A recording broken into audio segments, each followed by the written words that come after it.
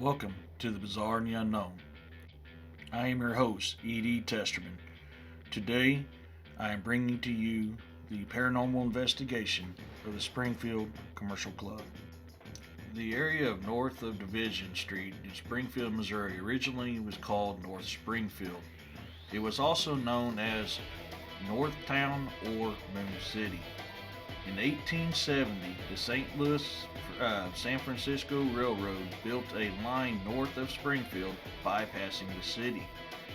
Businessmen created North Springfield to take advantage of the railroad's expansion. The city was laid out around the railroad's tracks, with Commercial Street serving as downtown. North Springfield and Springfield were divided by Division Street. The two cities competed economically until 1887, when they merged into Springfield.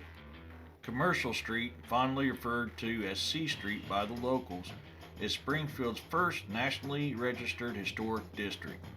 The City Council recognized this distinction on July 31st, 1978. Historically significant structures are easily identified throughout this district. In 1853, a transcontinental railroad was surveyed across the country, with a proposed railroad line about 1.3 miles north of Springfield's downtown square.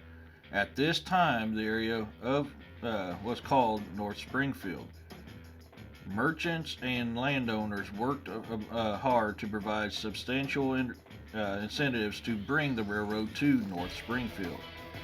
These incentives included a donation of 200-foot wide right-of-way land, a 40-acre tract for railroad shops, and a half ownership of the town to be plated on 200 acres adjacent to Railroad Depot. Once the plans for the railroad began to settle in, Commercial Street, as we know it today, began to develop. A former employee of the Ozark Land Company, A.M. Haswell, recorded the success of North Springfield in the Missouri Historical Review in 1925. Commercial Street, 80 feet wide, paralleled the railroad survey for 3/4 of a mile, and long before the stumps and rocks were ever cleared out of the railroad, scores of businesses sprang up on either side. Residents to build in wonderful numbers, and in April of 1870, the first train came in. There were nearly 400 permanent inhabitants in North Springfield and more than 30 businesses housing. Once the railroad was in use, there was an expansion and dramatic shift in local economy.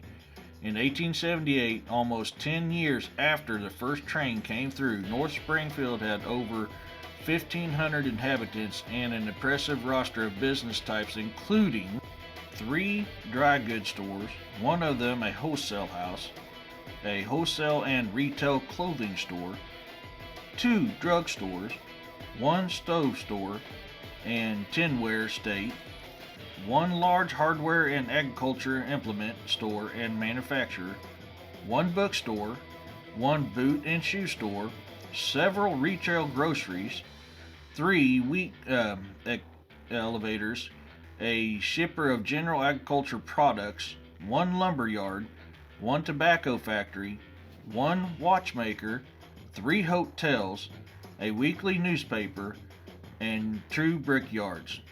Trolleys and cabs were the main source of transportation for a long time. I remember as a kid in Springfield, they still had a trolley that ran. Springfield Commercial Club.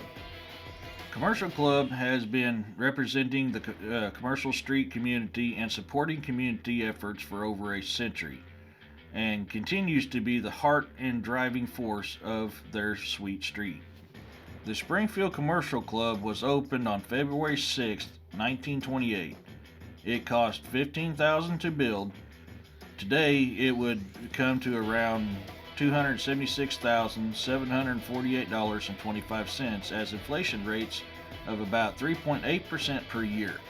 Overall, a roughly 1,744.99% increase. The commercial club is located on the Commercial Street and Robertson Avenue. This building, throughout its history, has seen many kinds of people, hosted many kinds of events, and has seen its fair share of both good and bad times.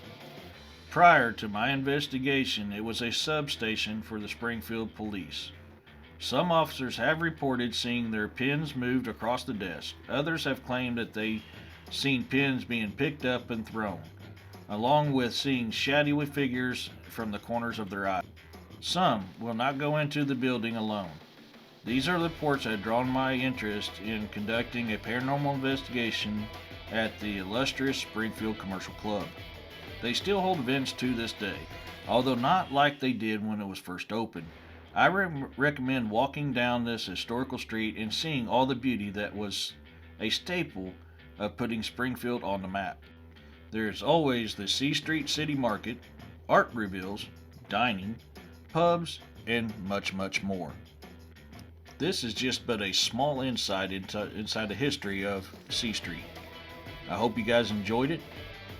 Here is the investigation of the Springfield Commercial Club.